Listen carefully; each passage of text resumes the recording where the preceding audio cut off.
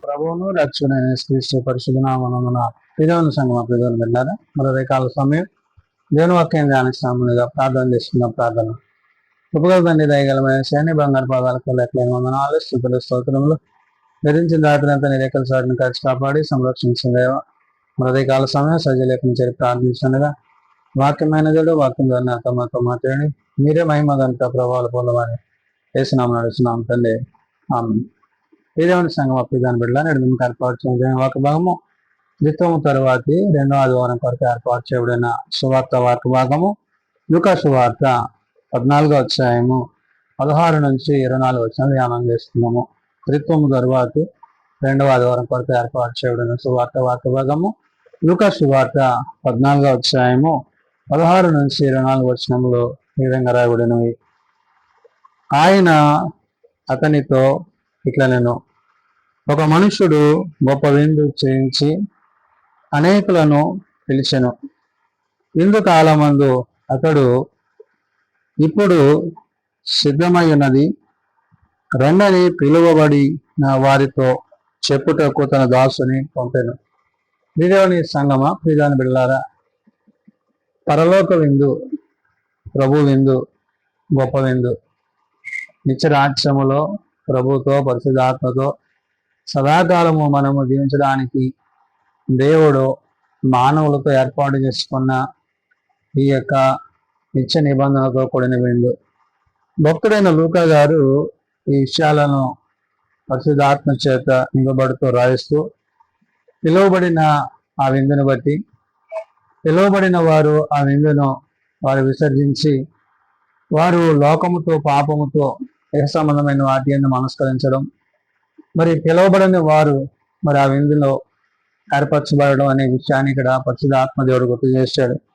కాబట్టి ఈ గొప్ప విందుని గురించి భక్తుడైన లూకా గారు అంటాడు, ఆయన అతనితో ఇట్లా నేను ఒక మనుష్యుడు గొప్ప విందు చేయించి అనేకులను పిలిచాను అన్నాడు. పరలోక రాజ్యమందు పరలోక సంబంధులుగా మనం ఉండాలంటే దేవుని యొక్క పిలుపునకు దేవుని యొక్క మాటకు విలువిచ్చేవారిగా, ఆ మాటల యందు నిలిచిన వారంగా, ఆ మాటల యందు జీవించే వారమై ఉండాలి. ఈ విందు నిత్యత్వంతో కూడినది, నిత్యము మనం ఆయనతో జీవించేదైంది. కాబట్టి ఇక్కడ విందు కాలమందు అతడు ఇప్పుడు సిద్ధమై ఉన్నది రండని పిలువబడుటకు వారితో చెప్పుటకు తన దాసుని పంపాలి. మరి దేవుని యొక్క పిలుపులో పిలువబడ్డ వారిని మరి దేవుడు ఆహ్వానించినప్పుడు ఆ ఆహ్వానాన్ని తెలియజేసిన మరి ప్రభువుని బట్టి ఆనాడు పిలువబడ్డవారు మరి దానిని విసర్జించిన సందర్భాలు. అయితే వారందరూ ఏక మనస్సుతో నెపములు చెప్పసాగిరి. అంటే పిలువబడ్డ వారు ఇప్పుడు ఏం చేశారంటే ఆ విందులో ప్రవేశించలేదు సరిగదా, దానిని ఆ యొక్క విందును మరి విడిచిన వారిగా తృణీకరించిన వారిగా ఉన్నారు.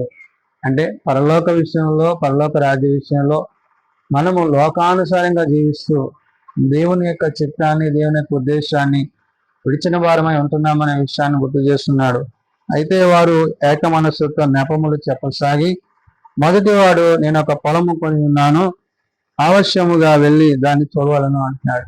మొదటి వాడు అంటున్నాడు, పిలువబడ్డప్పుడు ఏమంటున్నాడు, నేను ఒక పొలాన్ని కొన్నాను, దాని గురించి మరి చూసుకోవాలి, దాన్ని సరి చేసుకోవాలి అంటున్నాడు. అంటే ఈ లోక మర్యాదను అనుసరిస్తూ, లోకంను అనుసరిస్తూ లోకవాటి అందు మనసు కలిగి ఉంటున్నాడు తప్ప దేవుని యొక్క పిలుపునకు, దేవుని యొక్క చిత్తానికి లోబడక ఆ విందును తిరస్కరించిన వాడిగా ఉన్నాడు. మరి ఏమంటున్నాడు ఇంకోవాడు, ఏమని, నన్ను క్షమించవలనని నిన్ను వేడుకొనుతున్నాను అంటున్నాడు. అంటే నేను ఒక పొలం కొన్నాను, అవశ్యంగా వెళ్ళి దాన్ని చూడాలి కాబట్టి నన్ను క్షమించవలనని నిన్ను వేడుకొనుతున్నాను. అంటే పిలుపును నిర్లక్ష్యం చేసిన వాడు అన్నాడు. దేవుని పిలుపునకు ఏమాత్రము లోబడక దేవుని చిత్తాన్ని కాదని తన ఇష్టాన్ని అనుసరించిన వాడే అన్నాడు. అంటే తను కలిగి ఉన్న సంపద పట్ల ఇహమందు ఉన్న దాన్ని బట్ట మనస్సు కలిగి ఉన్నాడని చెప్తున్నాడు. మరి ఒకడు, నేను 5 జతల ఎడ్లను కొని ఉన్నాను, వాటిని పరీక్షింపవల్ల తెలుసున్నాను, నన్ను క్షమించవలనని వేడుకొనుచున్నాను.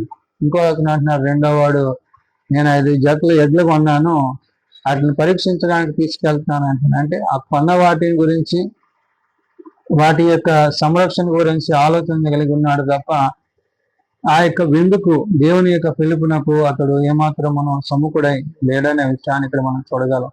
కాబట్టి దాని విషయమే నేను వెళ్తున్నాను కాబట్టి నేను ఆ విందుకు రాలేను అనే విషయాన్ని ఇక్కడ చెప్తున్నాడు. అంటే దేవుని పిలుపును నిర్లక్ష్యం చేస్తున్న విషయంలో మానవులు ఏ విధంగా ఉన్నారో, మొదటివాడైతే తాను ఒక విషయంలో మరి దేవునికి దూరం అయ్యాడు. రెండో వాడేమో తనకున్న ఆ ఎడ్ల విషయంలో దాని విషయమే నేను రాలేనంటున్నాడు. మరి ఒకడు నేను ఒక స్త్రీని వివాహం చేసుకుని నన్ను అందుచేత నేను రాలేను అన్నాడు. మూడోవాడు ఏమంటున్నాడు, నేను వివాహం చేసుకున్నాను, మరి నూతనంగా వివాహం చేస్తున్నాడు కాబట్టి నేను ఈ యొక్క ఎందుకు రాలేను అని చెప్పి తన భార్య విషయంలో తాను వెనుకాడుగు చేస్తున్నాడు.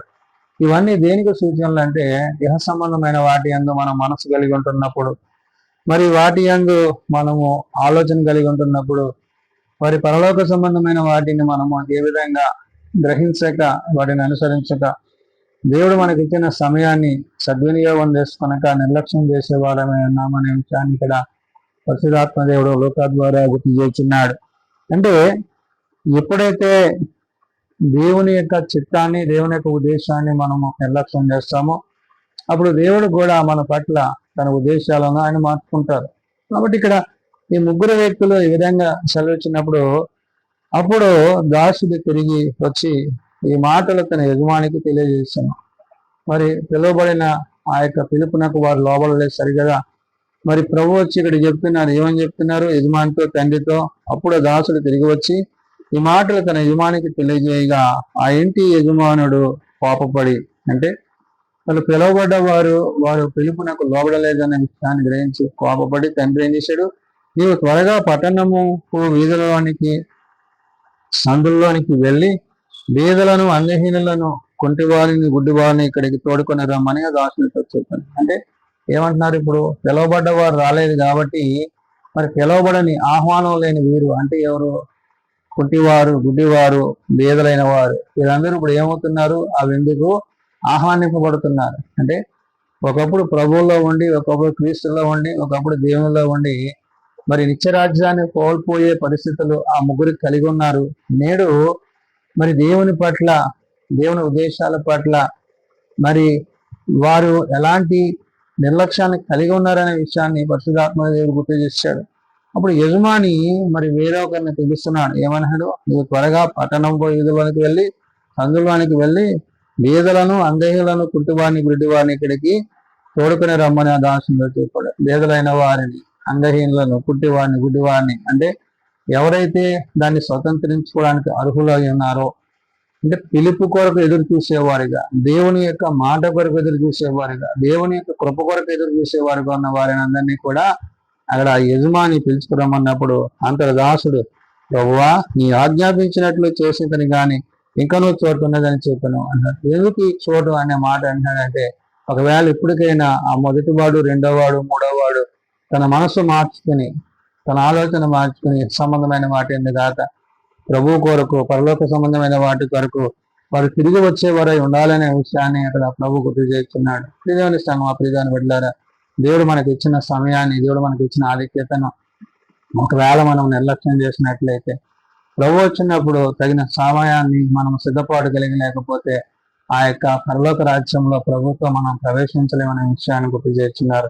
అందుకు యజమానుడు, నా ఇల్లు నిండినట్లు నీవు రాజ్య మార్గంలోనికి, కంచెలలోనికి నీ వెళ్ళి లోపలికి వచ్చేటకు అక్కడి వారికి బలవంతం చేయమన్నాడు. ఇంకా ఏమంటున్నాడంటే, ఒకవేళ ఇంకా వాళ్ళు మార్పు లేకపోతే, మారు మనసు లేకపోతే వారికి మరలా చెప్పండి. అంటే సువార్త విషయంలో నిర్లక్ష్యంగా ఉండి, వాక్యం విషయంలో నిర్లక్ష్యంగా ఉండి, దేవుని విషయంలో నిర్లక్ష్యంగా ఉండే వారికి దేవుడు మరలా చెప్తున్న మాట ఏంటంటే, ఇప్పటికైనా మీరు మారు మనసు పొందమంటున్నాడు. అంటే మార్పు చెంది, మారు మనసు కలిగి ఆయనతో, ఆయన రాజ్యంలో మనం జీవించాలని దేవుడి విషయాలని చెప్తున్నాడు. కాబట్టి ఇక్కడ ఇలాగా పిలువబడ్డవారు అనేకులు మరి నాయన యొక్క మాటను, తండ్రి యొక్క మాటను, ఆ యొక్క యజమాని యొక్క మాటను నిర్లక్ష్యం చేశారు. మరి పిలువబడని వారు మరి ఆ యొక్క విందులో ప్రవేశించి ప్రభుత్వం జీవించిన వారే అన్నారు. కాబట్టి అంటాడు, ఎలాగనగా పిలువబడిన ఆ మనుషులలో ఒకడును నా విందు రుచి చూడనని మీతో చెప్తున్నాను. కాబట్టి మొదటి వారు కడప వారు, కడపటి వారు మొదటి వారు అవుతారని దేవుడు వాక్యం ద్వారా సెలవిచ్చినట్లు నేడు మన విశ్వాస జీవితంలో, ప్రార్థనా జీవితంలో ప్రభు పట్ల మనం ఏ స్థితిలో ఉన్నాము, ఒకవేళ లోకంతో, శరీరంతో ఏ సంబంధమైన వాటి యందు మనసు కలిగి ఉంటున్నామా? లేదంటే ప్రభు కొరకు ఆయన యొక్క చిత్తం కొరకు కనిపెడుతూ ఎదురు చూస్తూ ప్రభు పిలుపులో ఆయన ఎప్పుడు పిలిచిన ఆ వ్యక్తి ఆ పిలుపులకు మనము ఎదురుకై ఆయనతో పాటు ఆయన పనిలో మనం పాలువాసి కావాలని పరిశుద్ధాత్మ దేవుడు గుర్తు చేస్తున్నాడు. కాబట్టి కృపాజనంలో మనము దేవుని రాజ్యంలో ప్రవేశించాలని దేవుడు తన కృప చేత మనల్ని కాపాడుతున్నాడు. కాబట్టి ఈ క్రితంలోని 2వ ఆదివారంలో ఆయన పిలుపునకు నిర్లక్ష్యం చేయక ఆయన పిలుపునకు లోబడి ఆయన చిత్తాన్ని అనుసరించి ఆయన వాక్యానుసారంగా జీవిస్తూ ఆయనతో జీవించుటకు సిద్ధపడగలిగిన వారమే ఉండాలని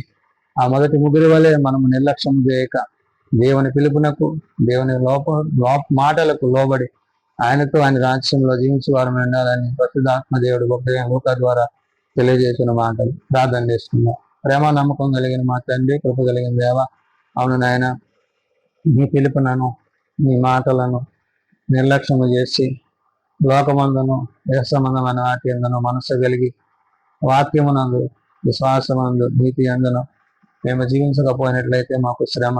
అవును నాయన, నీ పిలుపును వారు విడిచిపెట్టి వారు నాయన సంబంధమైన వాటి అందు మనసు కలిగి ఉన్నారు. కాబట్టి నాయన నీవు అనేకులను ప్రభువా, నీ వేదలను మరి అంగహీనులను వారికి ఉన్న పరిస్థితులు ఏమైనప్పటికీ నాయన నీవు పిలిచి ఉన్నావు. కాబట్టి నాయన ఇంకనూ నీ యొద్ద అనేకమైన స్థానం ఉన్నదని స్థలం ఉన్నదని నీవు సెలవిచ్చున్నావు. కాబట్టి నాయన నేడు మా పట్ల మీరు చూపిన యొక్క ప్రేమను మేము ఎరిగి నీ అందు మేము నిర్లక్ష్యంగా ఉండక నీ వాక్యమునందు నీ యొక్క మాటలు ఎందును విశ్వాసం అందులో మేము జీవించేటప్పుడు సహాయం చేయండి అయ్యా. వాక్యదారిగా శరీరధారిగా మా మధ్య నివసించి మమ్మల్ని రక్షించి మా పాపలను విడిపించి మాకు మీ నీతిని అనుసరించినాను. కాబట్టి నేను మీ చిత్తం ఎరిగి నీ వాక్యం ఎరిగి నీ అందు నీతో జీవించడం కావాల్సిన కృప దయచేయండి. బలహీనలను బలపరచేవాడు, రోగులను స్వస్థపరచేవాడు, హాస్పిటల్స్ వద్ద ఇండ్ల వద్ద ఉన్న వాడిని ముట్టి లేవనెత్తి వాడు ఆయన ఎవరైతే ప్రార్థన అవసరాలు కలిగినారో అటు వారిలో మీరు దర్శించి మీ ప్రత్యేక నింపండి. ప్రభావ నీ రాకడ తగిన సిద్ధపాటు మా అందరికీ దయచేయండి. సమస్త మహిమ ఘనత ప్రభావాలు మీరే పొందుకొనమని యేసునామమున నడుచున్నాం తండ్రి, ఆమేన్. పరలోకమందున్న మా తండ్రి, నీ నామం పరిశుద్ధపరచబడుగాక, నీ రాజ్యం వచ్చేగాక, ఈ చిత్తం పరలోకమందు నెరవేర్చినట్లు భూమి మీద నెరవేరుగాక. మాకు దయచేయం. మళ్ళీ ప్రార్థన చేసిన వారిని మేము క్షమించిన ప్రకారం మా ప్రార్థన క్షమించి శోధనలో ఏకాదశిని దక్కించి రాజ్యము శక్తి మహిమ నిరంతరము నీవే తండ్రి, ఆమేన్. మన పరమ తండ్రి దేవుని ప్రేమ, ప్రభువైన యేసుక్రీస్తు కృప, ఆలనకర్త అయిన పరిశుద్ధాత్మ సహాయము సదా తోడైండి సంరక్షించడం గాక. ఆమేన్.